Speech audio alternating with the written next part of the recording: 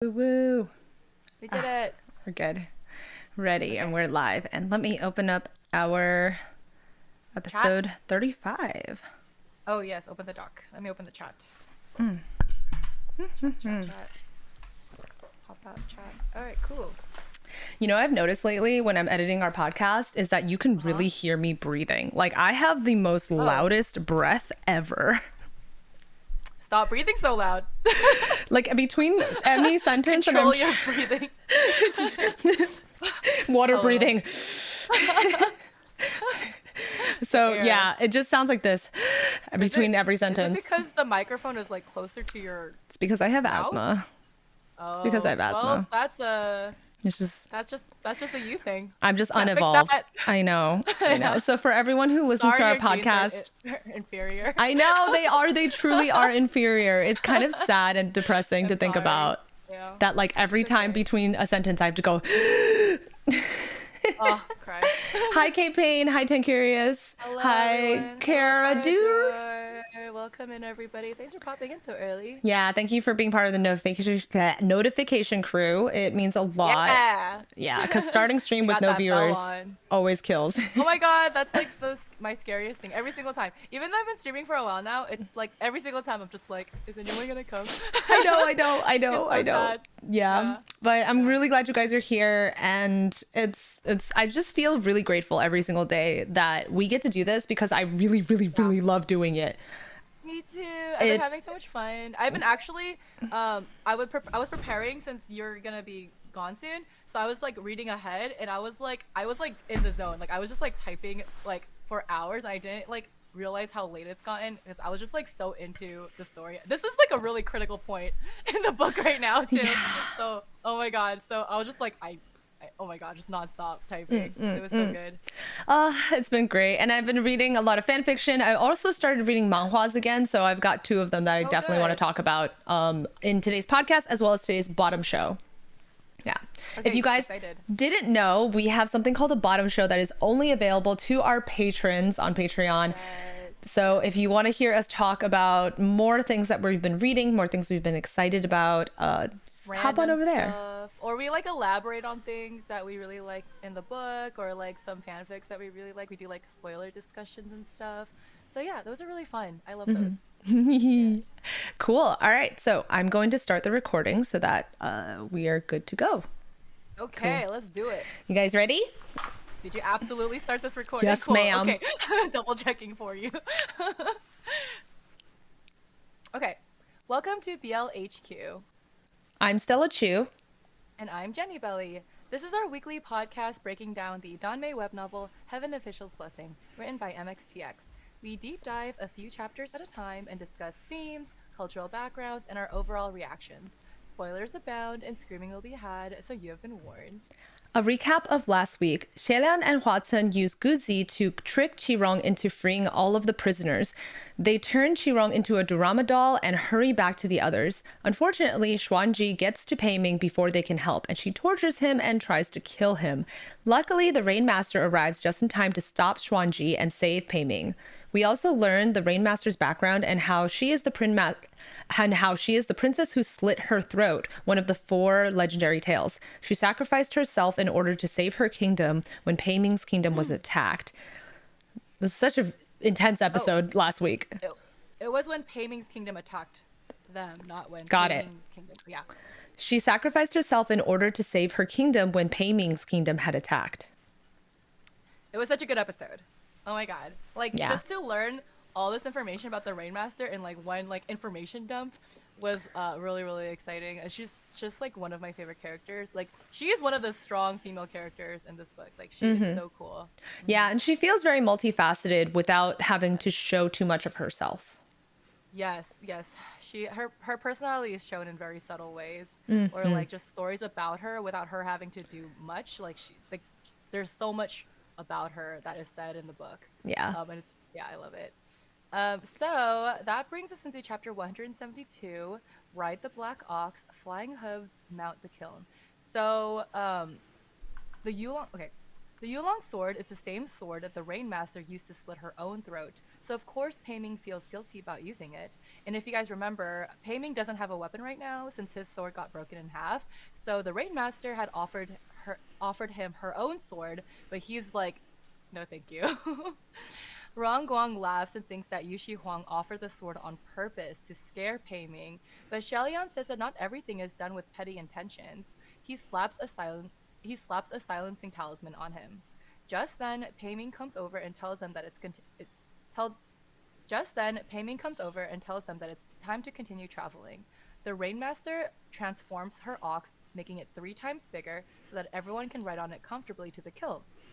Xie Lian is amazed by the ox and asks Hua Cheng where the ox came from. Hua Cheng sits behind Xie Lian, hugging his waist as if afraid that he'd fall.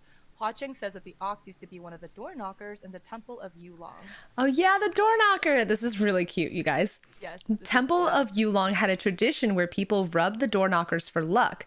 The door knockers of dragons, tigers, and holy beasts are popular when rubbed a lot, but no one ever rubbed the ox, so it was rather deserted and lonely.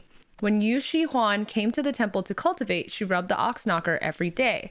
The door knocker soaked in her chi, so when she ascended, the ox knocker ascended with her. She didn't appoint any other officials. Meanwhile, the ox is moving so quickly that Xie Lian is pushed back from the force, sitting in Hua Chen's embrace. He smiles and says that Hua Chen knows a lot.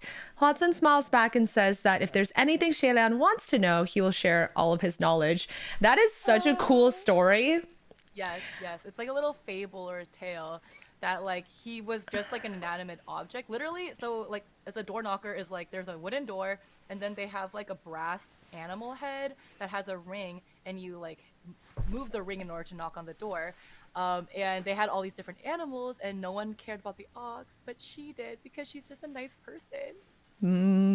And technically it only soaked in her chi because no one else did. So that's like all of his power comes from her. Yes, and so when she ascended, he automatically like went up to heaven with her, which is super so cute. Cool. That's also like why he's so loyal to her and like so protective of her. They just have like a really good bond. Pei Ming suddenly comments that Xie Lian should ask Hua Cheng what is Hua Cheng's background.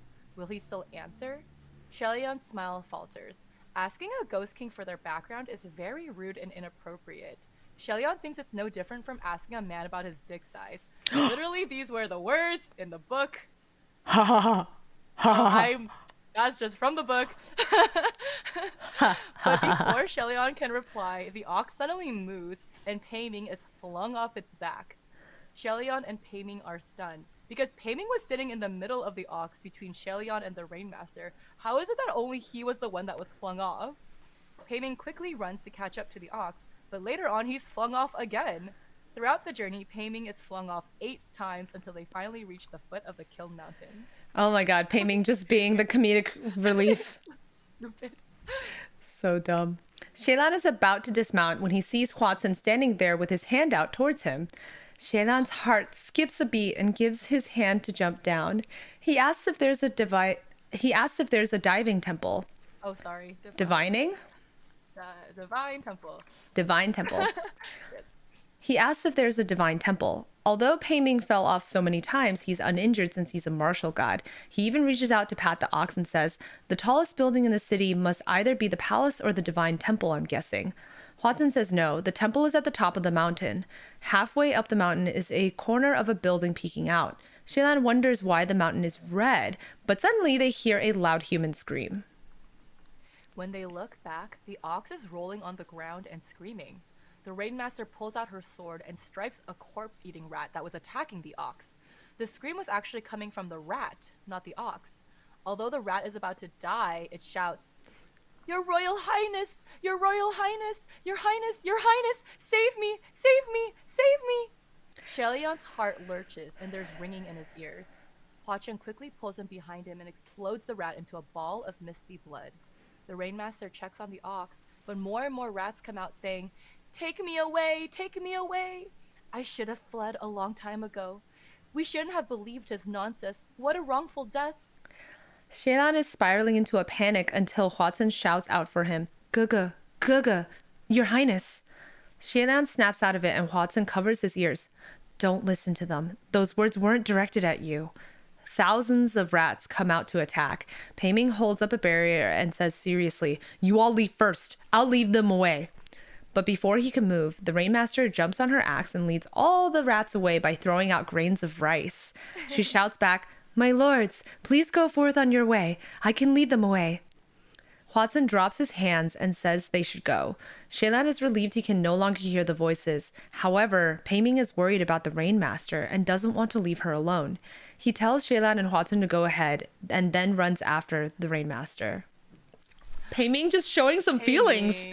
I know. Like, he's like, the whole time the book has like positioned Pei Ming as being like really awkward and quiet around her, specifically when normally he's like just loud and boisterous. And so it's like it's really hard to tell like how he feels. Is it guilt? Is it affection? Is it hatred? Like, at this point it's really unclear what his feelings are, until now where Pei Ming is like, "Oh no, I don't want to leave her alone. I have to help her." Yeah, it seems like he cares. Xie Lian is confused because obviously the Rainmaster can take care of herself. Hua Cheng laughs and says that Pei Ming probably can't stand being protected by a woman. The two of them go on towards the kiln. Xie Lian realizes that the mountain is red because all the trees are red. They aren't red maples, but they have the color of blood, and he can even smell blood. It seems that these trees were nourished by human blood and resentment. They reach the temple halfway up the mountain, and it's the largest of the 4 temples. In the grand hall, there are 3 murals, but it looks like someone has gotten there before them because 2 of the murals are slashed and destroyed. Xie Lian explains the one mural left is sorry. So I was like, what is wrong with my brain? No, you're good. Xie Lian examines the one mural left and is shocked. What is this? This mural only has one person in the painting, but the colors are dark and the face is twisted. It's a civilian in tattered clothing, ripping his own clothes off and exposing his chest. On his body are 3 faces. It looks like the human face disease. Xie Lian hugs his head in shock, mumbling, "It's the same. It's exactly the same." Why did the Crown Prince of Wuyang also encounter the human face disease? Why were their experiences so similar? Hua Cheng tries to steady him. "Your Highness, don't look anymore." Uh-oh, what's going on? Yeah. Hua Cheng hesitates and then hugs Xie Lian and speaks gently. "All right, Your Highness, listen to me. Listen to me. All the murals before were shown chronologically. The last one had the Crown Prince of Wuyang building a sky bridge, so the next one should have been an event that came right after. But this mural doesn't connect to the last one at all. The timeline doesn't make any sense. Isn't that right?" Xie Lian is too petrified to speak, but eventually he's able to think through it and says, "You're right. There must be something missing in between. Someone had destroyed the previous 2 murals before we came." Hua Cheng says that there must be a reason the person left this one mural intact. There are 2 possibilities. 1, they didn't care enough about this mural to destroy it. Or 2, the person actually destroyed all 3 murals, but painted a fake one over it. In fact, any of the murals they've seen so far could also be fake. So Xie Lian should not overthink things on his own. Xie Lian finally calms down as Hua Cheng holds him. When he realizes how close they are, he pulls away and says, "How embarrassing, Salong. I got overly agitated just now." But Hua Cheng holds him tighter and smiles. "Nothing to be embarrassed about. But there's actually a 3rd possibility." Hua Cheng leans... Oh, that's your turn. Oh, you're good. No, you're good. Hua Cheng leans closer and whispers in Xie Lian's ear. Xie Lian's breath hitches slightly with his face buried in Hua Cheng's shoulder as he listens. The 3rd possibility is, it wasn't that this person didn't want to destroy all the murals. Oh, hold on. Okay. The 3rd possibility is, it wasn't that this person didn't want to destroy all the murals, but they didn't make it in time. Just as they were destroying the other 2, we'd come. So now, they're hiding in the Grand Hall at this very moment. Dun dun dun. Oh, there's someone hiding in the hall, watching them. Oh my god. Oh gosh. And also, the return of the human face disease.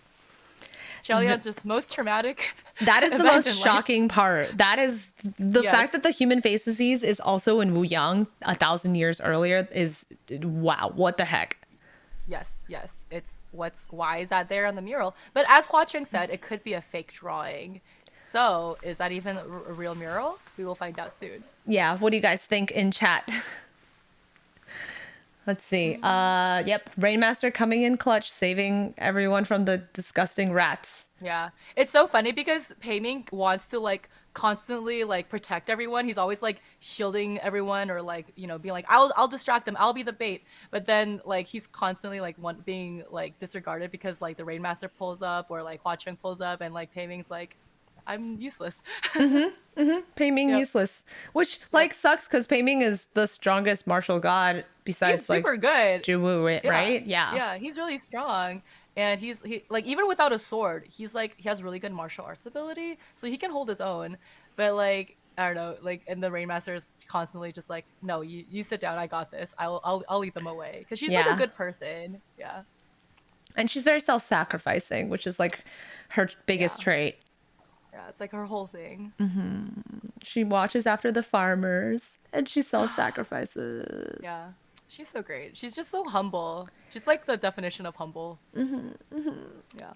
Who's being sus around here? Yeah. Also, is in the group. Where's Banyue and Peisu? Are they still with them, or are they left behind? No, they were left behind because all the mortals and weaker ghosts. They decided to leave them at the previous village, while the gods and the Rainmaster decide to move on without them. So they're not like in danger or whatever. Yeah. Yeah. Okay, so let's move on to chapter. Oh wait, beforehand, Tangirius just said something. I think it's not fake. Honestly, everything seems to line up around here. Too many coincidences. Well, you're about to find out in the next chapter for sure. Gabby also says the Rainmaster is just too amazing. Pei-Ming can't keep up. Facts. Absolutely. Everything seems to be falling into place. Yeah. Yes. There's a lot falling into place. I would love to see you guys type out your theories of what you think is going to happen if you haven't read the books yet, because of all of these like huge ground-breaking hints happening right now.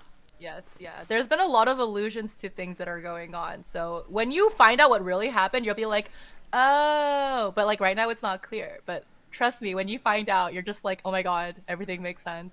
They drop so many hints. All right, so let's move on to chapter 173.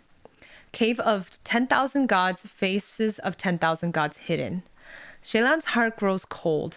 Could there be someone hiding in the temple? Are they so powerful that Xie Lian couldn't detect their presence? He quickly hugs Hua Cheng back to make it look more natural to avoid suspicion in case they're being watched. He whispers, "Where do you think that person is?" Hua Cheng says they're inside one of the hollow human statues inside the temple. Uh-oh. Hiding inside the statue. Xie Lian suddenly senses something and looks up. He sees a statue 6 meters behind Hua Cheng, and his pupils shrink. This statue is a young man with high status. The other statues around it are wailing or curled into balls, but this statue is standing and calm. And on his face, the left side has a crescent smile, but the right side has a crying face. Xie Lian pulls out his sword and strikes in a panic, but after the statue is broken, there is nothing inside. Hua Cheng catches his hand and says, "Gege, what did you see just now?" Xie Lian replies, "Sanlang, this stone person, his face was the White Calamity's mask."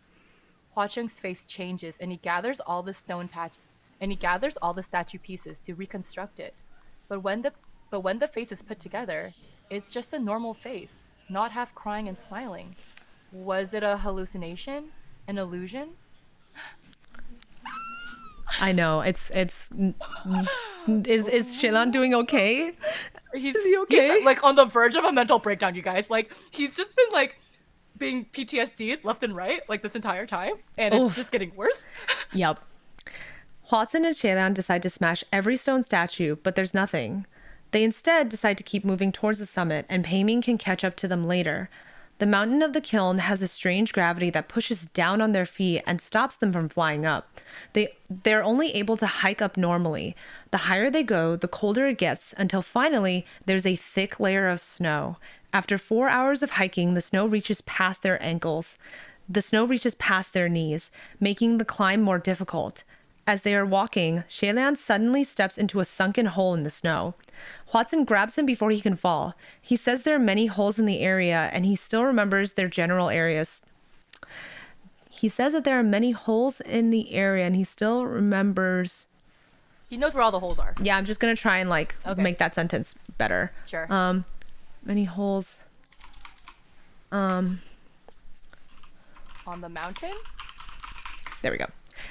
He says that there are many holes around here and he still remembers their general area, so he should take the lead. And this line about that the kiln has a strange gravity and it pushes down on their feet and stops them from flying up. It's because in cultivation world, there's this thing called, was it like quick flying feet or quick feet or quick step or something like that? Quick step. Qigong. Yes, so that gives people with high cultivation the ability to like fly through the air with just the step. Like they leap and they fly through the air like thousands of miles. And so that's normally how Xie Lian gets around. He can use his quick step. And even before in previous chapters, he's talking about like, oh, he went from one town to another in like the span of like, a few minutes. But because the kiln is like demonic and strange, they don't have the ability to use their quick step. So they're walking just like normal humans through the snow, and it's more difficult. What's really funny is that you know how the Naruto run has their arms behind them and it looks really stupid? But with Qigong, it's even worse. They're T-posing as one leg is up in the air. They're like this, and they are like in Kung Fu poses. With their fingers. Yeah. So it's... Oh my god, now that you said that, I can't it's stop laughing about so it. dumb looking, it's really especially in live action. It's the dumbest thing ever. Yeah, no, you're totally right. Yeah, and they always have like the pulley system on them, like for the actors, so it looks just a little bit like awkward and like the CGI is not great. Oh my god, but it's okay. It's okay. We love danmei here. It's okay. We love it. It's part of the charm. Yeah. Xie Lian says that they should sit close together and be careful not to make too many loud noises. And be careful not to make too many loud noises so there's no avalanche. But just as he finishes saying that, they hear an angry shout up ahead. Are you done? Xie Lian is dumbfounded and looks ahead to see two figures brawling in the snow. One has a long bow and shooting arrows, and the other has a saber striking down each arrow. It is Feng and Fu Yao. Fu Yao shouts back, I already said that little bastard wasn't killed by me. I'm looking for them too. Xie Lian wants to yell at them to shut up, but he can't shout. Hua Cheng crosses his arms and says, don't they know that yelling on a snowy mountain would cause an avalanche? Xie Lian says that they probably know, but unfortunately, once they start fighting, they don't pay attention to anything else. It is at this point that Obvious. Okay. That's obvious. That shit. Wow. Brain empty. It is at this point that it's obvious Xie Lian knows their true identity because he commented on their old habits. Xie Lian tries to rush up to stop their fight, but the snow slows his pace and he steps into another hole. We can't just let them keep fighting like this. Hua Cheng releases a butterfly and Xie Lian is relieved, hoping they can pass a message to them. The butterfly reaches the arguing pair, but just then, the butterfly hears something and Hua Cheng's face grows cold, and Xie Lian becomes worried. Xie Lian looks up and realizes that it is too late. A large chunk of the snow at the top trembles and then collapses. Feng and Fu Yao feel the shaking and also look up. The next moment, the snow breaks free and comes down like a snow tsunami. Xie Lian grabs Hua Cheng's hand and runs, but then quickly stops, realizing that Feng and Fu Yao are still up there. When he turns around, he sees that Fu Yao has fallen into a hole while running, and half his body is stuck in the snow. Feng was running down too, but hesitates after seeing that Fu Yao is stuck. Xie Lian quickly releases Royer and grabs Fu Yao and Feng, yanking them up. Hua Cheng says darkly, Gaga, leave them. Don't bother. Xie Lian drags the two as he runs. I can't. They might fall into a hole and get buried by snow. Hua Cheng says that it's too late. The avalanche catches up to them and Xie Lian gets buried. A long time passes before the mountain calms down. Eventually, Xie Lian digs his way out of the snow like he's dug himself out of a grave. His hands and face are red with frostbite. He looks around but can't find Hua Cheng anywhere. He doesn't want to shout and cause another avalanche, so he says in a small voice, Salong, Nangfen, Fuyao? It seems like during the avalanche, Royer has unwrapped from his hand, which should have been impossible. Even if Xie Lian lets go, Royer will still bind itself to him. So what happened? Something is very wrong. Xie Lian continues walking in a daze, when suddenly he sees a figure ahead with white robes and black hair. Xie Lian is excited and runs towards the man, but then the figure raises his head. On the man's face is a white and chilling mask, half smiling and half crying. Xie Lian screams as if he's been stabbed, and then he opens his eyes and shoots up. After taking some heavy breaths, he realizes that he was dreaming. He's no longer on that snowy mountain. Xie Lian looks around and finds himself laying on rocks with Feng at his waist and Royer wrapped around his arm. He lights a palm torch and says, Salong, are you there? But in the light, he realizes there's another person next to him. Xie Lian is instantly covered in sweat and grabs his sword. How did someone get so close to him without him noticing? However, when he looks again, Xie Lian calms down. It's not a person. It's a stone statue. And it isn't a statue like the ones from the volcano. It's clearly a divine statue. Xie Lian looks around and realizes he's fallen into a cavern. Inside the cavern is the divine statue with an elegant pose and floating robes sculpted exquisitely. But there's a veil covering the statue's face. These statues. I can't wait to at the end of the chapter. I'm going to say all the words I love saying about this place. So many things. Xie Lian is about to pull off the veil when he hears Hua Cheng's voice behind him. Gugu. Instantly, Xie Lian turns around and runs to him. Sanlang! Thank goodness. I was just wondering where you were. Are you all right? Are you hurt? That avalanche just now was too sudden. They walk out of the cavern and they see a long corridor. Xie Lian says, What is this place? Normally, Hua Cheng has the answers to everything. But this time, Hua Cheng says, I don't know. Most likely under the snowy mountain? Xie Lian is amazed that there's a place in Mount Tonglu that Hua Cheng doesn't know. He even remembers where every ditch and hole was on the mountain path, but he didn't discover this large cave. Xie Lian asks, How did we get here? Hua Cheng releases some butterflies to create light and says softly, Maybe we all made a misstep and fell through a ditch. It can't have been someone who put us here intentionally. Or did they? Xie Lian feels a chill, remembering his dream. He asks where Nangfen and Fuyao are. Hua Cheng says uncaringly that they're probably buried in the snow. Who cares? It won't kill them. Xie Lian doesn't know whether to laugh or cry. Even if this won't kill them, if no one can dig them out, it still doesn't feel great being buried for a few decades. Maybe they've fallen in here too. Let's just search for them. Oh, by the way, Salong, when your silver butterfly went forward earlier, what did they say? Hua Cheng just snickers and says it was a meaningless argument. But then Xie Lian notices that Hua Cheng's eyes are unkind. He isn't going to tell the truth, so Xie Lian decides not to ask. They continue walking down the corridor and discover that there are many roads along the main path going to various other caverns. Each cavern has a divine statue, some short, some tall, each with different robes and poses. The skill level is different too. Some are rough and unrefined, and some are otherworldly and extraordinary. Xie Lian thinks that they were probably made by different people. Xie Lian finally can't help but say, This place is a cave of 10,000 gods.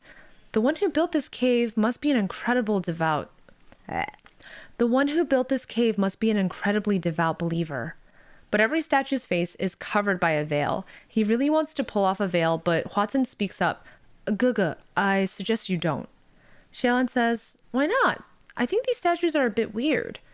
Hua Cheng says, It's precisely because it's weird that it's best if you don't. If this face was covered, then there's a reason why it was covered.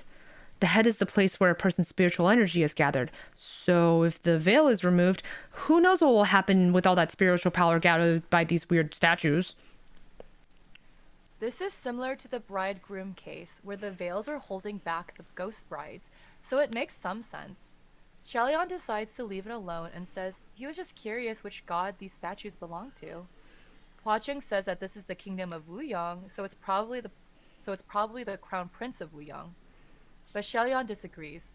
In the murals, the robes and style of the Prince of Wuyang are too different from these statues. These might not even have been made by a Wuyang citizen. Hua Cheng smiles brightly. Is that right? Guga really has an eye for detail. Xie Lian smiles too. Nah, it's just the style of these statues. Whether it be the sculpting, the dress, the detail in which the flowing lines are carved, they all look more the style of the later periods. For example, Shanla's style. Hua Cheng raises a brow. It seems Guga is also deeply gifted in this area. Xie Lian replies, nah, one would gain some knowledge after seeing so much of something like statues. It's nothing. Xie Lian can feel that something is off about Hua Cheng, and after this conversation, it looks like Hua Cheng has become nervous. Ooh, I wonder why Hua Cheng has become nervous. Oh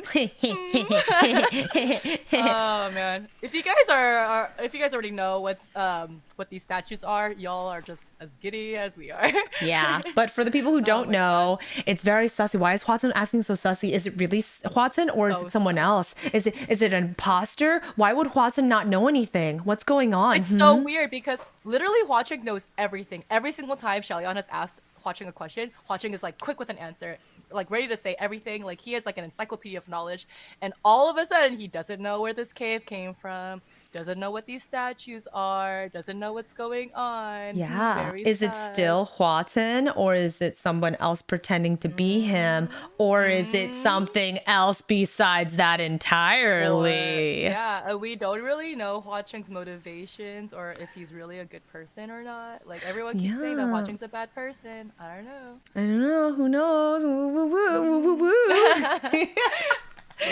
Meanwhile, you and me are just like snickering so much. I was saying, like, literally when I was like working on these few chapters, I was just like nonstop. Like they were so good, I could not stop like writing. It was these are so good. These are so good. Oh man. Oh my man. favorite. And there's so many good lines near the end of this like scene. Like oh my god, so many good lines. Oh my god. Oh my god. Oh my god. Let's see. Chat says, "Arg, so many thoughts on what these lead to. I'm leaning into the fact that someone who knows Xie Lian's past is trying to get him to confront something from his past, or someone's controlling him." Ooh, that's a good theory. Someone from his past has come back. Very plausible. Very plausible. And then Hua Cheng not knowing something sus here. Very sus. Hua Cheng knows everything. And now he's lying to him. Kate Payne says, "I never know how to comment without saying spoilers." Felt. I know. I'm trying to hold myself back. All right, let's move on to our next chapter. Chapter 174, Cave of 10,000 Gods, Faces of 10,000 Gods Hidden. Xie Lian doesn't press it and says, "Since Sanlong thinks it's best not to look at them, then let's just stay cautious." Hua Cheng nods and they continue walking. They come to a fork and Hua Cheng goes left. Xie Lian pauses and asks him, how did he know where to go if he's never been here before?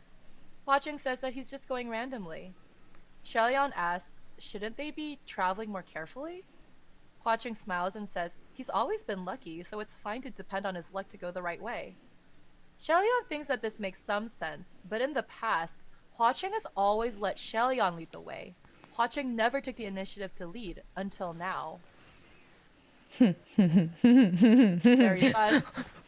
Why is Hua Cheng being so weird? Why is Hua Cheng being weird? They're about to continue walking when Xie Lian suddenly hears voices. Hua Cheng listens too, but says that there's nothing, so Xie Lian probably heard wrong. But Xie Lian insists that he can hear a man's voice. Hua Cheng still can't hear anything. Is Xie Lian hallucinating again? Hua Cheng is worried it's a trick, so he suggests that they leave first and then talk. Xie Lian is worried that it's Nangfen or Fuyao, so he wants to go to take a look. He runs down the right path with Hua Cheng calling after him. The more he runs, the clearer the voices become. It really is Nangfen and Fuyao. Xie Lian keeps following the voices until he's in a large cave. There's no statues here, but there's a big pit. Fuyao and Nanfeng are stuck inside the pit and yelling at each other. Xie Lian shouts down from above, "Hey, what's happened to you guys?" Fu Yao shouts back, Your Highness? Is that you? Hurry and pull us up.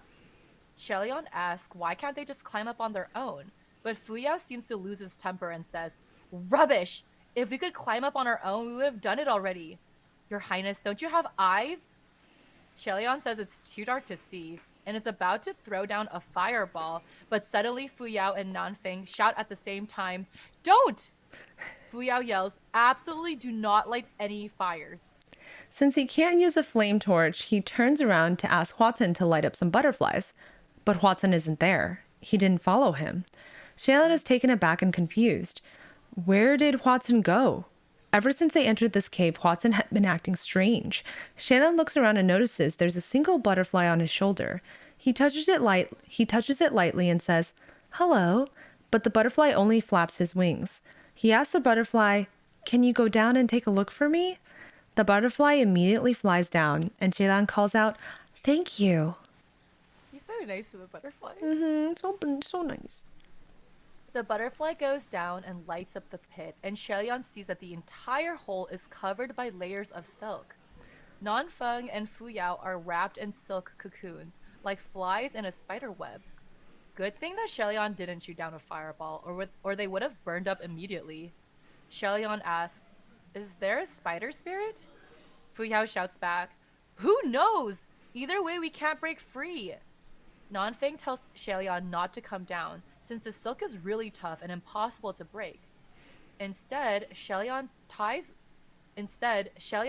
Roye onto Feng's shin and lowers it into the pit. But unexpectedly, the silk shoots up towards Roye. Roye tries to dodge in terror, but it's too late, and the silk tangles with Roye and yanks it down, pulling Xie Lian down too. Xie Lian falls down, and the silk instantly charges forward to tie him up. Fu Yao is mad with rage. How come you fell too? Now look at us, 3 dumb fools. Let's all just die here together. Nanfeng shoots back. What are you griping about? This only happened because he was trying to save us. But unexpectedly, Xie Lian starts laughing like crazy. Fu Yao and Nanfeng look at him dumbfounded. Did you hurt your brain on the way down? Have you lost your mind? Xie Lian is laughing so hard that there's tears in his eyes. No. What's with these cobwebs? What are they? This is so ticklish. I can't. The silk binds him very gently, only tying his hands behind his back. They brush him softly here and there, tickling him. Xie Lian crawls into a ball, laughing until they finally stop. Oh my god! Oh my god! Fucking funny! Oh my fucking god! I'm dying. Oh, Xie Lian. Fu Yao says angrily, How come the webs were so tough binding them, but so loose with Xie Lian? When they first got caught, even their faces were covered, and they had to bite their way free. Xie Lian is too tired from laughing, so much that he just lays down to relax instead. He asks them, How come they're in Mount Tonglu anyway? Fu Yao says that he was pursuing the female ghost Hua Cheng and the fetus spirit. Feng says that he's there for them too. But then Fu Yao says angrily, Then why didn't you go chase them? Why did you hit me? My general already said that the fetus spirit has got nothing to do with him. He didn't kill them. His good heart is taken for a donkey's liver, truly. There's no point in being a good person. Xie Lian meditates. I can't read today. You're good. Nope, you're good. Xie Lian mediates between them out of habit. All right. Stop arguing. I understand the situation now. Stop fighting for now. Stop your arguing. You even caused the avalanche just now. So can you just take a break? Let's think of a way out together. But Nanfeng is angry and says that of course people are suspicious of Fu Yao's general. Look at his personality. He says, it wasn't like you had any good intentions, and you only want to show your benevolence to those you can't stand so you can be all pleased with yourself in secret. You're just satisfying yourself and waiting to watch others make a fool of themselves. Don't give me that good heart taken for a donkey liver, and don't think yourself a good person. Genuinely good people aren't like you. You've never been one. Fu Yao shouts back, What right do you have to lecture me? Looking down on people from so high up? Careful, you might fall and break a leg. Feng shouts back, I'm stronger than you in everything. Did you think that no one knows about shitty deeds you've done? Fu Yao grows more furious. Yes, I admit I did it, but how much more stronger are you than me? Taking yourself for the model of loyalty? Didn't you ditch the boss when the wife came along? The wife and the son became more important. Everyone's doing things for themselves. It's the self that's priority. Aren't you embarrassed hanging on to that old shitty deed over my head? Nangfen is completely outraged. He's about to shout back, but then he realizes that the two of them stopped saying your general and my general and had started saying you and me. Nangfen and Fu Yao whip their heads to look at Xie Lian. Xie Lian is laying on a bed of silk with his hands towards them. Xie Lian is laying on a bed of silk with his back towards them. I saw nothing. I mean, I didn't hear anything. Fu Yao and Nangfen are silent. Xie Lian says gently, are you two going to keep going? As for what you were discussing, I won't comment on anything else, but I actually do think that the wife and the son are the most important. There's nothing wrong with that. It's basic human sentiment. There are other old gripes. Wait, these are all really old gripes. So let's not stew ourselves in it and think of a way to escape first. Oh my gosh. If you guys are confused about what's going on, Nanfeng and Fu Yao are the generals of Qing and Feng. But it's fucking obvious at this point. Yep, they've been in disguise the whole time. They're just disguised. Yep, they are Qing and Feng. They're junior officials or whatever bullshit that they've been saying. Mm-hmm. So, and they have all this old just resentment against each other because like Fu Yao abandoned Xie Lian and Feng Xin like had a wife and kids and also abandoned Xie Lian for his family. So this is what they're arguing about right now. They're just always arguing. It's true. Fu Yao says, "You already knew?" Xie Lian says, "Yeah." Fu Yao says in disbelief, "When did you find out? How did you find out?" Honestly, Xie Lian was suspicious since the bridegroom case. And then he knew for sure by the Banyue case. But he doesn't have the heart to tell the truth. Obviously, Nanfeng and Fu Yao were fakes made by Feng Xin and Qing. Fu Yao still can't believe his disguise was so easily seen through and says, "When exactly did you find out? How did you find out? There must have been something that gave it away. What was the flaw?" Xie Lian thinks there wasn't anything to find out. It was just all too obvious. There were flaws everywhere. Xie Lian grew up with Feng Xin and Qing and is familiar with the way they speak and the way they behave. The fakes had the same personality. It was too easy to guess. Xie Lian only pretended ignorance because he figured that they had their own reasons for pretending. It's not easy to act openly as a heavenly official after all. Fu Yao, aka Qing, says chillingly, one sec. Okay. Fu Yao, aka Qing, says chillingly, So you had already known who we were for a long time, but you never said anything? And was only watching us play quietly? Okay. And was only watching us play acting quietly, right? That sentence is a little weird. Can I rephrase it? Yeah, he was like, you're watching us play acting. Like, yeah. Pretending. So you're only watching us play acting. I think I'm just going to end it at that. Okay. One sec. There's doors happening. I have like a dozen people in my house right now. So many people. It's the Stella Airbnb. It is. So you already had known who we were for a long time. So you had already known who we were for a long time, but you never said anything? And you were only watching us play acting? Fu Yao, always upset about everything. And yeah, I know, right? Way. Well, he thinks that Xie Lian did it on purpose to make fun of them. Yeah, exactly. Like, dude, like, not everything is facetious. Maybe sometimes people do things nice. He's so bitter. Like, he's so bitter. Yeah. About everything. Sad. Stupid. Both of them, Fu Yao, Qing and Feng Xin, both stupid, dumb boys. Well, that's the end of chapter 174. Yes. So we're all stuck in a spider web thing. I'd love to hear more theories about what's gonna happen next, you guys.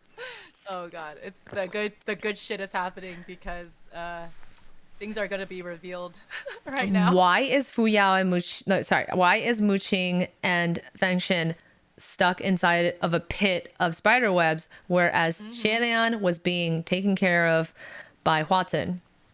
Yep. What's going on? Yep. What is there to And, hide? yeah. And Why is literally, Hua gone? And Hua Cheng was leading them towards the left path, but then the voices came from the right path. So that's where Xie Lian ended up going to the right path, and then that's where Mu Qing and Feng Xian were.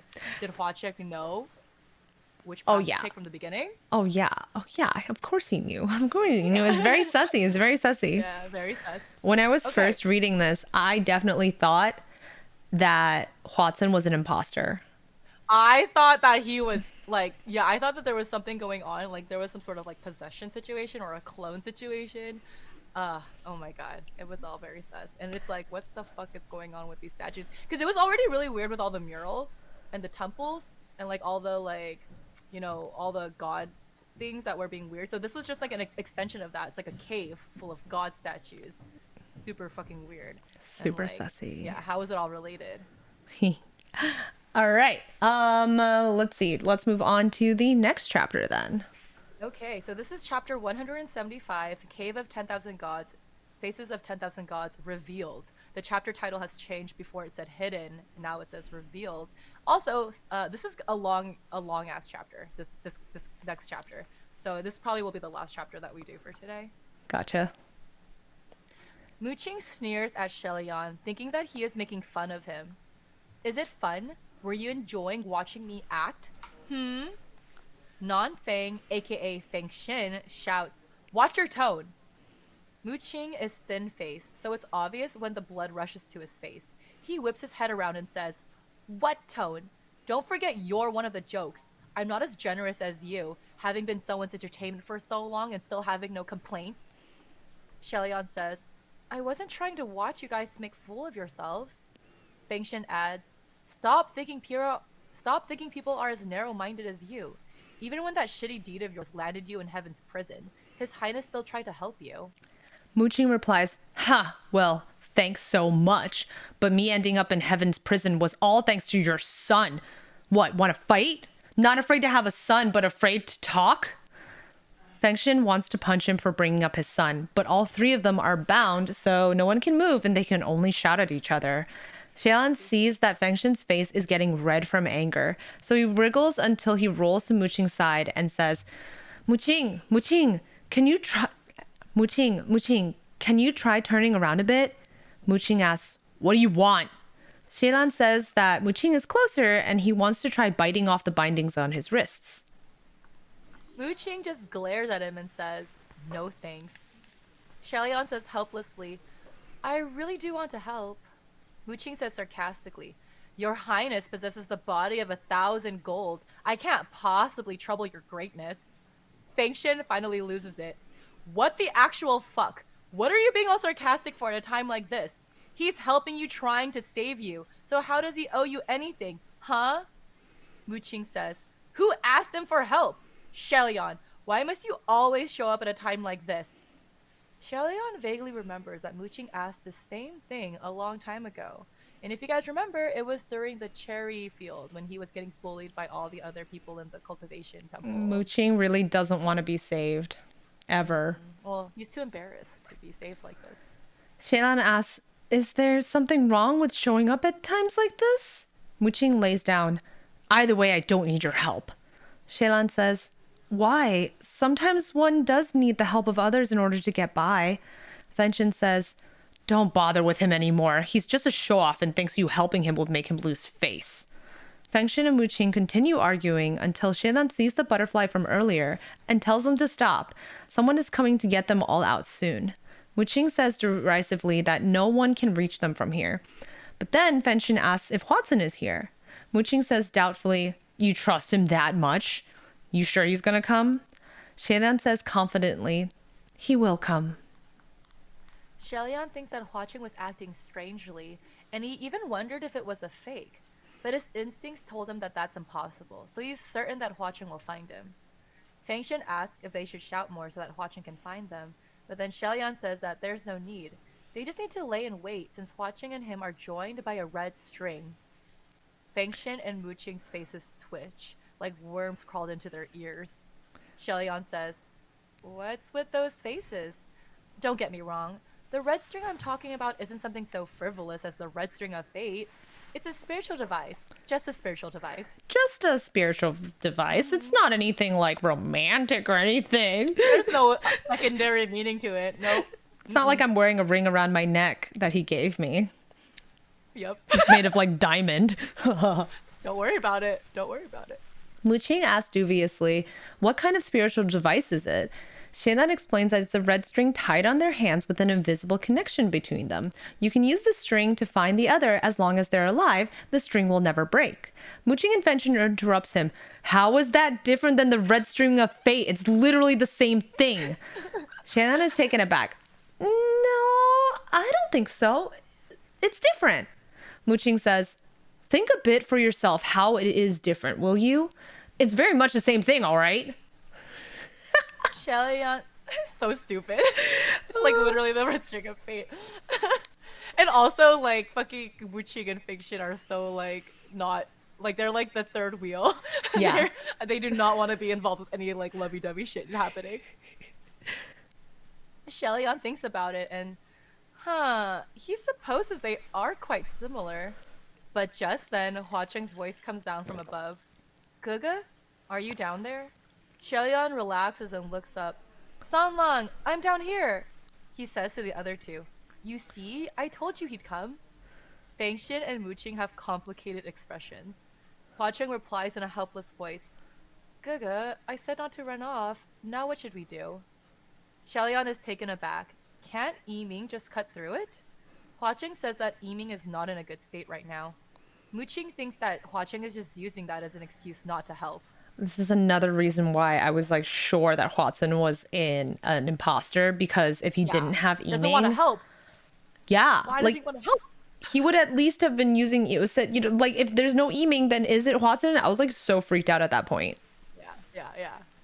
Just then, Hua Cheng jumps down into the pit and lands next to Xie Lian. He leans down to hold his hand. Xie Lian is surprised and tells him to watch out for the webs.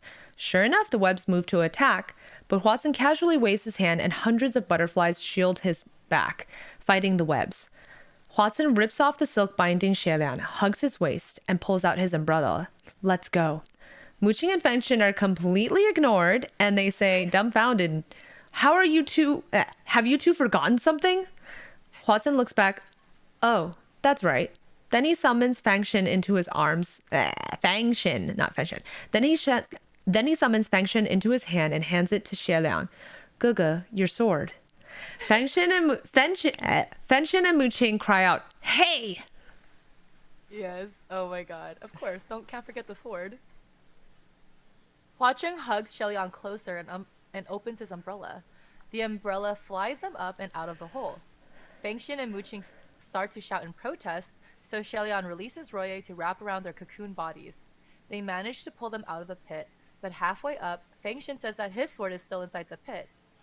Xie Lian extends Roye to wrap around his sword too, and finally the whole group makes it out of the hole. Once they're out, Roye immediately drops the cocoons onto the ground and wraps itself around Xie Lian, trembling like it's terrified of the white silk. Xie Lian calms it down while he cuts Feng Shen and Mu Qing out. Then he hands Feng Shen back his sword and says, This is Hong Jing? Nanfeng, your general repaired the sword? Xie Lian accidentally calls Feng Shen Nangfen because he got so used to pretending to not know their real identity.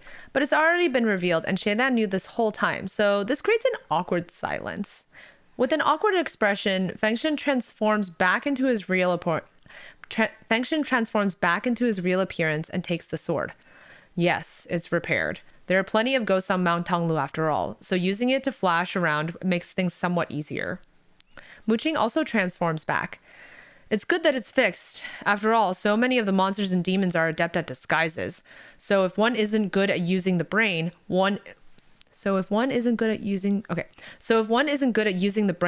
could only escape being deceived using Hongjing. Feng Shen is pissed. Is Mu Qing calling him brainless? How passive-aggressive. Xie Lian ignores them and tells Hua Cheng that he's sorry he ran alone earlier. Hua Cheng puts away his umbrella and says, Don't worry, as long as Guga doesn't run off like that again. Xie Lian is about to speak when he notices that Mu Qing is staring at Hua Cheng. When questioned, Mu Qing replies that he's never seen Hua Cheng in this appearance and was just curious. Xie Lian thinks that this explanation is strange. Mu Qing has seen Hua Cheng in his teenage form, which is not that different from his true adult form. What's with his strange look? Eventually, the four leave the pit, and Mu Qing and Feng are astonished. Since they were trapped in the pit, they haven't seen the rest of the cave, so they are stunned when they see all the different divine statues. Xie Lian explains, this is a cave of 10,000 gods. Mu Qing mumbles, who knows how many years and how much blood and sweat it takes to build something like this. This really is. Mu Qing is at a loss for words, and Xie Lian can understand his feelings. A stone cave is meant for cultivation and worshipping gods. In the past, his parents also made caves for him. But a cave of 10,000 gods? Whichever heavenly official was worshipped in such a place, their divine statues will be greatly benefited. Feng asks whichever heavenly official was worshipped in such a place, their divine states would be greatly benefited. Feng asks which gods are worshipped here and why there are veils on the statues. Mu Qing reaches up to pull away a veil, but a silver blade flashes inches from his fingers. Feng is alarmed, but Mu Qing says calmly that Hua Cheng's scimitar looks fine. Didn't he say it was not in a good state earlier? Hua Cheng says lazily, Didn't anyone teach you not to touch things randomly while in other people's territory? Mu Qing says, it's not your territory, so what justice are you upholding? Hua Cheng says that this is Mount Tonglu. Who knows what will happen if the veils are removed? Mu Qing says he's amazed there's come a day when the great crimson rain-sought flower is afraid to cause trouble. Sussy, sussy. Xie Lian moves between them to stop their fight. He says they should leave. They still have a mission to finish. Hua Cheng stares at Mu Qing with Yiming still raised and says he will let go if Mu Qing puts his hand away. Xie Lian pleads for Mu Qing to listen. Mu Qing glares at him. Are you nuts? Why isn't it him who backs off first? What if I back off and he doesn't? Feng would rather be on Mu Qing's side than Hua Cheng and says, At most we'll accept having both sides back off at the same time. Hua Cheng refuses to back off. You wish. Xie Lian puts his hand on Mu Qing's arm and says gently, Mu Qing, drop it. After all, you're the one who started this first. So you should be the first one to let go, all right? Think of it as giving me some face. I swear, if you back off, Sanlong will keep his promise. I love how Xie Lian is just like always on Hua Cheng's side. Doesn't matter what it is. He's just like, no, Hua Cheng is right. You back off first. Mu Qing unwillingly drops his hand. They all return to the road until they get to another fork. Xie Lian asks Hua Cheng which way, and Hua Cheng picks a path. Mu Qing demands to know why he picked this path, but Xie Lian and Hua Cheng both say at the same time, it's random. Feng frowns. Isn't it bad to just go about randomly? What if they fall into another pit? Hua Cheng smiles and says that even if that happens, he can protect Xie Lian. If Mu Qing and Feng want to go off on their own, they can. But to be honest, he doesn't want to rescue them again.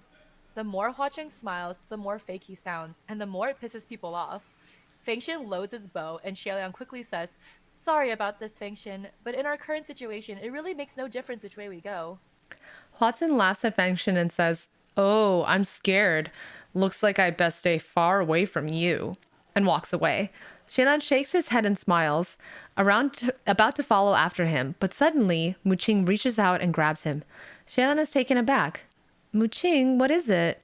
Mu Qing shouts, Now! And then runs the other path with Xie Lian. At the same time, Feng punches the wall, causing boulders to fall and block the road. He slaps on 50 talismans on the rock so Hua Cheng can't get through them. It turns out that while they were talking, Feng and Mu Qing secretly came up with a plan to grab Xie Lian and run away from Hua Cheng. You idiots. You idiots. Oh my god. Xie Lian frees himself from Mu Qing and runs to check on Hua Cheng, but Feng stops him. Feng and Mu Qing each grab an arm and drag him away. Feng shouts out, Let's get away, quick! Those talismans won't last for too long. Mu Qing tells Xie Lian that Hua Cheng is acting weird and they need to get away. Xie Lian says, How is he weird? Mu Qing shouts, I think you've really gone stupid. Weird is written all over him. You're the only blind one. Feng roars, Stop talking and run! Fuck, I think the wraith butterflies have caught up. Feng punches the wall as he runs, causing rocks to block the path as they run away. But they drag Xie Lian through countless winding corridors. making him dizzy until he finally shouts, "Stop! Stop!" They finally stop running to catch their breaths, and Xie Lian asks if they noticed something strange about Hua Cheng. Mu Qing says, "It's so obvious, but you didn't see? That pearl. Do you still remember that pearl?" Xie Lian asks, "What pearl?" Mu Qing enunciates each word. That pair of deep red coral pearl earrings made for the god-pleasing martial warrior costume? That pearl you lost? Xie Lian can't remember it. Were my earrings at the time red coral pearls? Did I lose one? Mu Qing twitches. You two even wrongfully accused me of stealing that pearl. How can you not remember something like this? Xie Lian says, "It's been 800 years after all." And Feng shouts, "Stop making shit up. No one wronged you. You're the one who imagined things all by yourself." Oh my god. Wu Qing is like triggered. They're just fighting all over again. Yeah. Xie Lian says, "Stop fighting, stop fighting. Why are you suddenly talking about that pearl now?" Wu Qing exclaims, "Because that pearl's been found. Did you not see that red bead tied in Hua Cheng's hair?" Xie Lian is shocked. Wu Qing was staring at Hua Cheng earlier because he recognized that pearl. Hua Cheng's younger form do not have that pearl, so it's Mu Qing's first time seeing the pearl in Hua Cheng's true appearance. Xie Lian says, "Why would he have that red coral pearl? You sure you didn't remember wrong?" Mu Qing replies, "I searched for that pearl for a whole year, and I've never stopped looking for it. Anyone can remember wrong but me." Xie Lian still thinks that there's been a mistake. Don't all red coral pearls look the same? Hua Cheng also likes to collect treasures, so he has all sorts of things.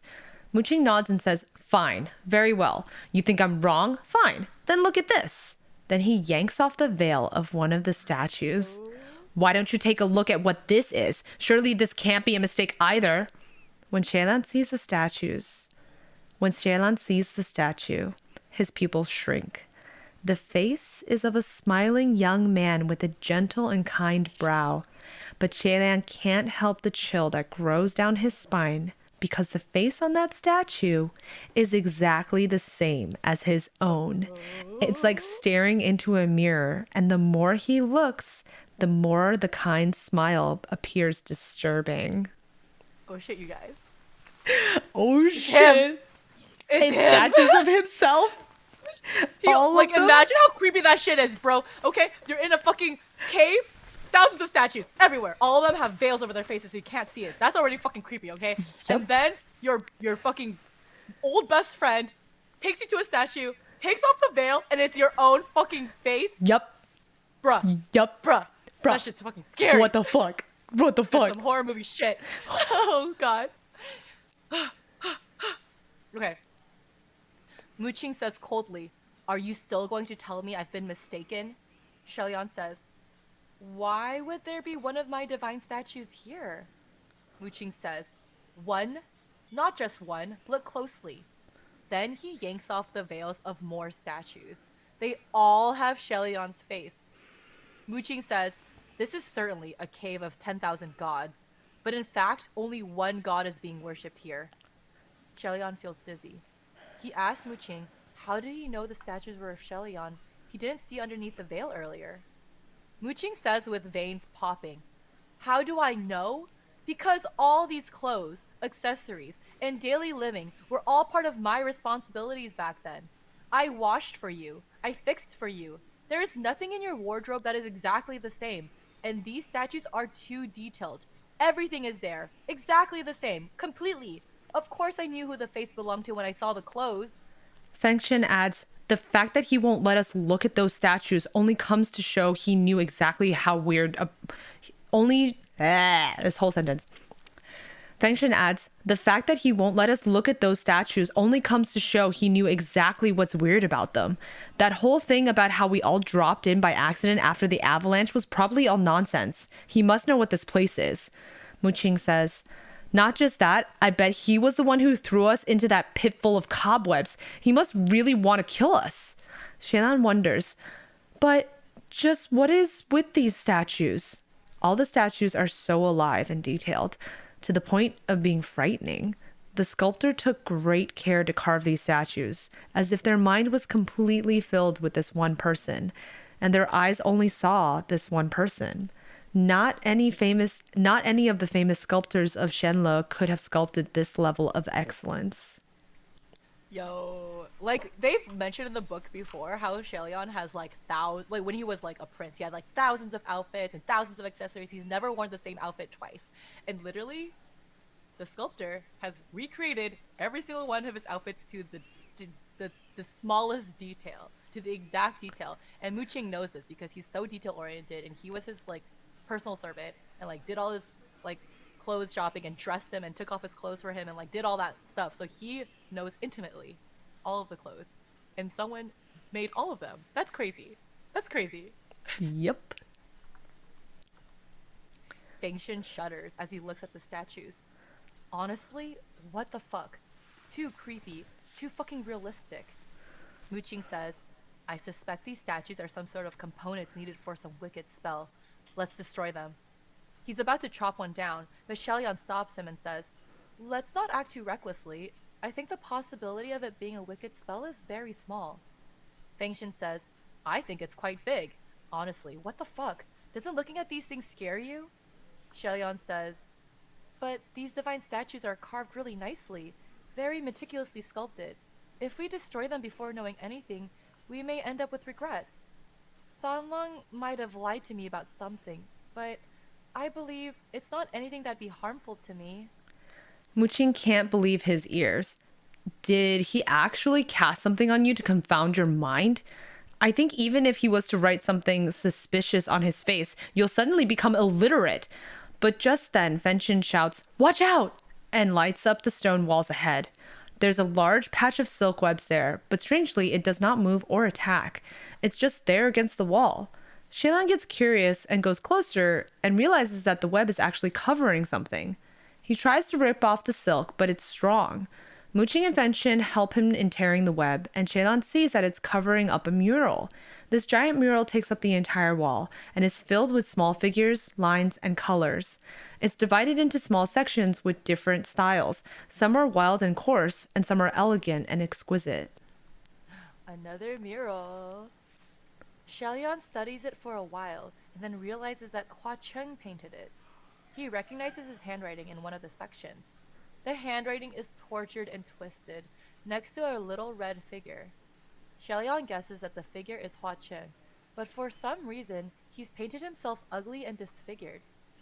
Feng glances at it and says, this writing, it's so ugly I'm blinded. I dare say even I write better than him. Xie Lian is overwhelmed by the mural and doesn't know where to start looking, and especially now that he knows that Hua Cheng drew it, it feels like a treasure trove. But just then, Mu Qing shouts for him from another area. Your Highness, come quick and see. Xie Lian looks for Mu Qing, and he sees Mu Qing and Feng speechlessly pointing at one of the paintings on the wall. The painting is large, and at the center is a tall city tower. Below is a sea of people surrounding a glamorous stage, but the entire painting is colorless except for two figures. At the bottom is a figure in pure white, glowing, looking to the sky with arms extended, and the other figure is blood red, falling from the city tower. Mu Qing murmurs, is it him? Is that him? That little kid who fell during the heavenly ceremonial parade? How could it be him? I can't believe... Crimson Rainsought Flower is him? Feng pats him madly and points to the side. There's more in the back! Xie Lian moves and sees another painting. This time, it's a dilapidated little shrine, and upon the altar is a divine statue, glowing in white. It has a sword in one hand and a red umbrella in the other. At the bottom is an ugly little red figure, cupping a small flower in his hands and offering it to the statue. Xie Lian feels his head ache, and he holds his throbbing head as he continues to look. Another painting is a battlefield, where soldiers are getting ready to attack.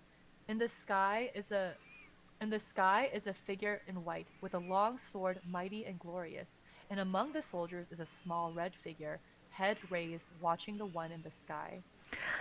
Feng says, disbelieving, this red one is all one person, right? Is it all him? It's Hua Cheng. Holy fuck, he's been following you all this time? Mu Qing says incredulously, it's not just following, he's also watching. Watching very closely. Very close. He's everywhere. Look, this here is the main street. The Buyo Forest? What's this? Betsy Hill? My god, was he the one who carved those divine statues? Fenchen is getting chills. My fucking god, who the hell is he? He's been watching you since 800 years ago, and is still, even now. What the fuck? This is terrifying. Is he bewitched? What the hell does he want? Normal worshippers won't even do this much. Just, what the hell does he want? Oh my god. Hua Cheng, you fucking stalker. So creepy.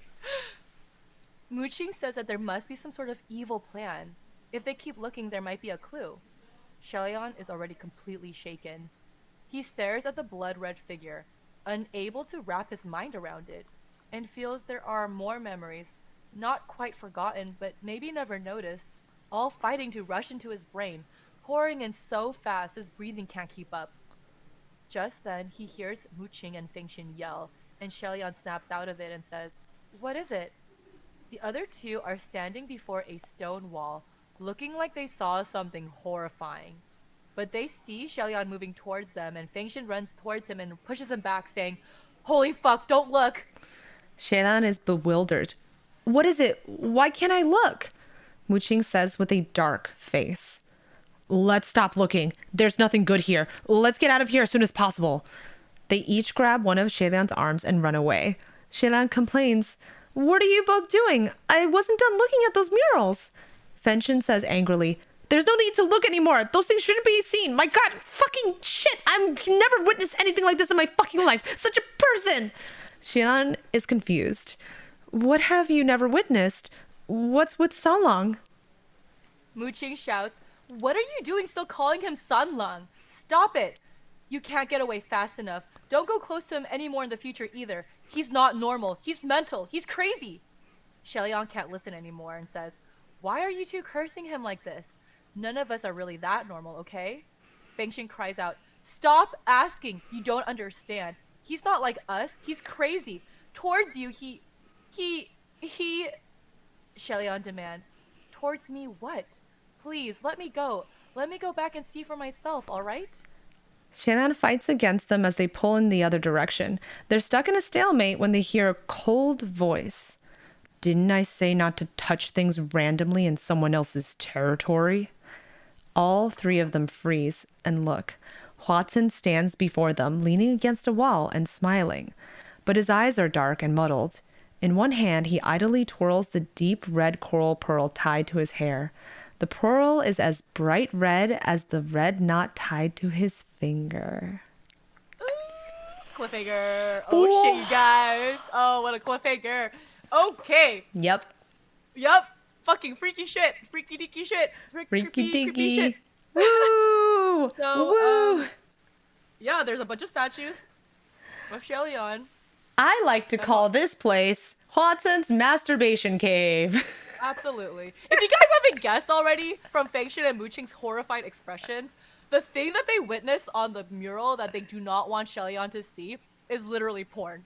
It's fan fiction. It's self-insert fan fiction. It's literally like Hua Cheng drew them doing unspeakable acts. Woo! And yeah, that mural. It sure is a mural. Woo! We're never gonna see it, just so you guys know. Yeah, but if you want, it because this scene is this fic is. I mean, this story is censored as fuck. yeah, if you want to imagine what it looks like, just search up Heaven Officials Blessing NSFW, and maybe you'll just get a little mural. bit of some imaginative previews for yourself. Literally, if you Google like Cave of 10,000 Gods, there's so many fanfics. I mean not fanfics, fan art of this scene. There's so many. There's a We're gonna include them in the doc, right, Jenny? I will. Yeah, I'll try to find some and put them in there. But yeah, there's so Woo! many. Oh my god, I love this. I love this entire. This is my favorite Such a good arc. I feel like. scene. Yeah. It's the reveal. It's because also it's like Hua Cheng has obviously been keeping secrets from Xie Lian this entire time. and a lot of things are gonna get revealed. Their secrets are gonna get revealed, and their pasts are gonna come back up. And this is just like the denouement of like revelations right now. This is like revelations. So, Yep. good shit. Good shit. Oh man. Oh, good shit. Such good shit. Fucking love Masturbation Cave. It's the best. It's the best. I mean, literally, he was stuck in Mount Honglu for 10 years. Okay, he had a lot of time on his hands. And literally, they say that, you know, some of the statues are poorly made and some of them are really good. Some of the paintings are poorly done and some of them are really exquisite. Hua Cheng had a lot of time to practice, and this is all he did for 10 years. For 10 fucking years. 10 fucking years. Just drawing his fan art every day. You too could also get real good at fan art if you drew it every 10 day. years in a cave. Yeah, absolutely. You obsessed over one character. You wake up, you draw the same thing, you go to sleep. Could you imagine, like, if somebody did that today? Like, someone who was obsessed with, like, say, like, a celebrity or a K-pop star, and they literally just drew... So creepy. It's like... A whole cave? A whole cave, them? Which basically would mean, like, their entire art station and their entire AO3. Like their house, literally. And their house. The entire house walls are just covered in paintings. Their iPad. Never unlock their iPad. You'll find all of it. Can you imagine, like, walking, like, if you were that person, like, walking in, how creeped out would you be? Like, but Xie Lian is not creeped out. He's just like, oh, what's all this then? Yo, if I was lonely and horny, I think I would be okay with it. Okay, you'd be hard pressed to find this level of devotion in 2023. Really, this is just, it's too much. It's a next level of obsession. But yeah, Speaking of which, my husband did commission an artist to draw a portrait of me, so I'm already living in it. What's up? That's cute. Next level is for him to draw it himself. Yeah. Over and over again. You don't really love me unless you devote all of your art skills. 10 years of your life to drawing my face perfectly, so that it's so realistic that it looks like it'll jump off the page. Yes. Beautiful. Oh my god. Yeah. I love this arc. Oh. I love it. Yeah. It's great. All right, so there's so many good fanfics about this. This specifically, this one location. Like, even when it's like after the book is over, they come back here. They come back here often. Like, this is a frequent location for fanfics. Yep. Yeah. Yep. And canon like extra chapters. Yeah, the extra chapters are so good. Oh my! I cannot wait for us to get to the extra chapters. Like, they're my favorite. They're so fucking good. They're like they're slightly spicy. They're not explicit, but they are spicy. So good shit. Yeah. I love how Tangarius, who hasn't read the books yet, is just like actually the only person in chat right now who's like, what is going on? Oh my god. I love your reactions. I love reading the reactions of like people who have not seen this yet. So, oh my god. Tee-hee. Good shit. Tee-hee. Tee-hee. Yes. Oh yes, I saw the animation that they made to this scene. It's really good. There's a couple animations, fan animations, not official ones, but they're all over YouTube and Tumblr. I will try to link some of them into the chat so that y'all can see it if you are a Patreon subscriber. But they are so good. Like, literally there's one artist, shit, I'm blanking on the name. Melty. They do some fan animations that are like so good. They look like fucking like anime style, and it's so accurate to the book. Like, literally every single sentence is perfectly transposed into animation, like down to the reaction, down to like the way they take in breath. Like, literally every single detail is like accurate as fuck and canon as fuck. And I'll link those in because they're so fucking good. Like, oh my god, so good. All right, what are your off topics today? Okay, so I read this fanfic, and I have two. And wait, what are we gonna do for the bottom of the show? Should I save one for the bottom of the show? Absolutely. Okay, so I will talk about a cute one here, and I'll leave the spicy one for the bottom of the show. But the fic that I read is called "Give Me a Dream" by Xie Lian, and this is an author that I've been just going through their entire biography thing. Like, I've been reading all their works, and this one was like, she's been writing a lot of like really long fics, but this one was like a little bit of a break for her, and she wrote like a really quick, like less than 5,000 word fic, but it's so cute. And there was this one line that I really loved that I bookmarked, that I want to talk about it. And it's just it's like a slice of life, It's just a moment in time. It's a modern Modazushi fic, Mm-hmm. and it's Lanjan and Wei Ying, and they are roommates, okay? And it's Wei Ying's perspective. Wei Ying has loved Lanjan for forever, like as he does. And one day he comes home excited to tell Lanjan about something, but he sees that Lanjan is taking a nap in the middle of their living room in the middle of the day.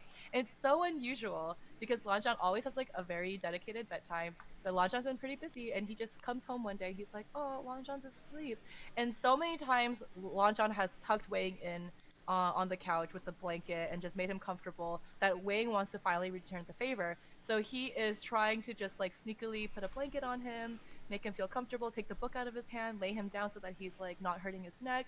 But in the middle of that, Lanjan kind of like gets entangled with him, and they end up both like taking a nap on the couch together. This is literally the fic. It's literally Lanjan and Wei Ying taking a nap on the couch in the middle of the day. It's super, super cute. It's super slice of life. Very, very soft fic. But there's this one line that I just want to say, that I want to share. And it's, "I love you," Wei Ying said. "You're the best person I know.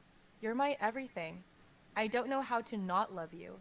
It's like a natural law. The world spins, the universe exists, and I love you." And that was the line for his love confession in this fic, and it like moved me so much. It's such a good line. Like, It's so cute. the author is so great. It's so romance. It's so romantic. It's just so, there's nothing crazy that goes on. There's no plot. It's just Wei Ying and Lanjan take a nap on the couch. It's so cute. And I'm just so happy that I read this. It has like enriched my life. Oh, that's so cute. So cute, so cute. Mm. Okay, what is your off topic today? So mine is actually a manhwa. I'm gonna try and get back into reading manhwa and not just fan fictions. And this one I found is called Again. And you want to write parentheses official when you guys search for it, because when you try to search for Again manhwa, it's not, there's like literally hundreds are gonna come up. And it's by an author named Lime Tree, and the artist is Gongtae. And it's a not reincarnation, but like when you like travel back in time to a certain like Time age. travel. Yeah, time traveling, but this actor is like infamously known for being a complete asshole. Literally, like, he has just built his entire like fame on being a fucking dick, and everyone like has stories about him, like hates him and stuff, until finally this like sex tape surfaces of him with this like CEO, and it like immediately afterwards this like fan attacks him with acid.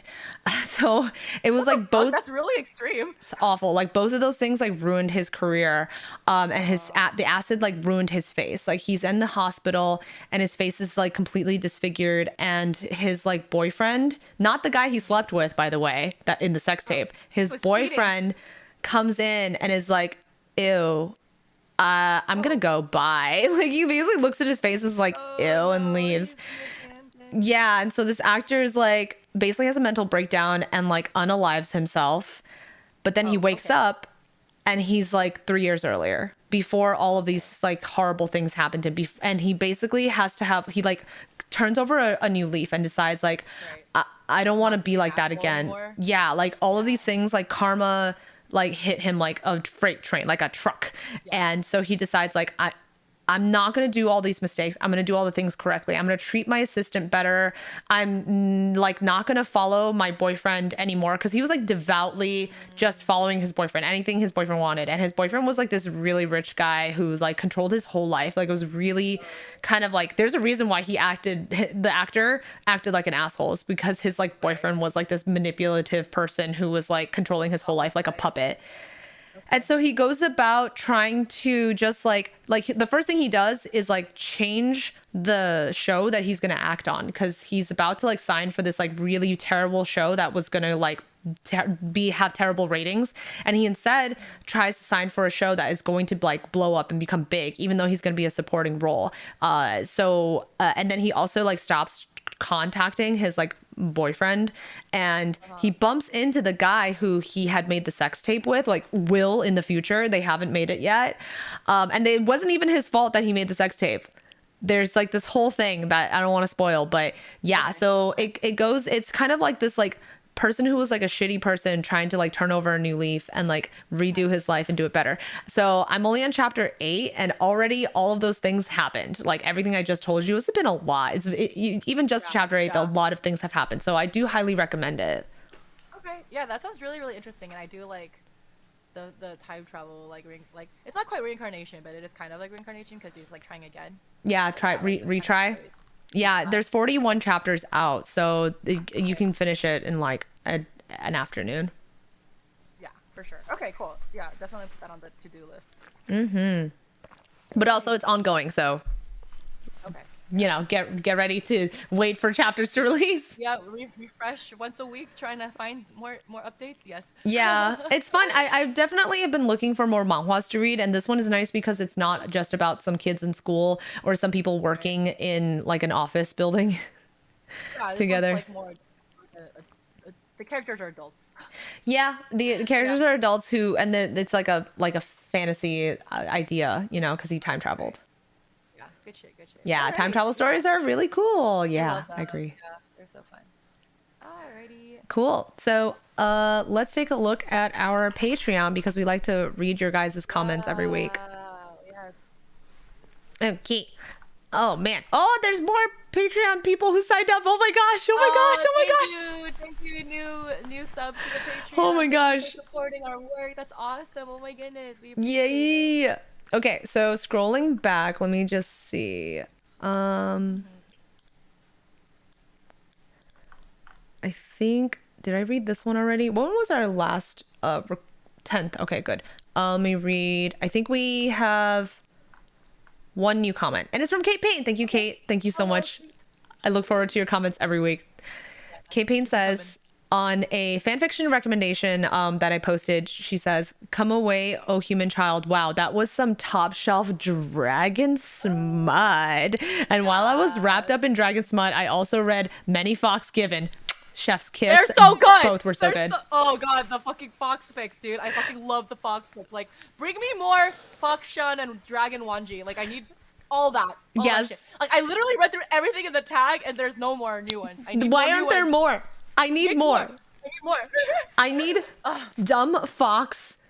Wai Wuxian, please, dumb He's fox. Such a good fox. Fox. There's like fox spirits where like he's like he has like, because fox spirits have the connotation of being like sexual, like you know, sirens and shit. And there's so many good ones where he's like just he's bad at it. Like, he's too virginal to like be a siren.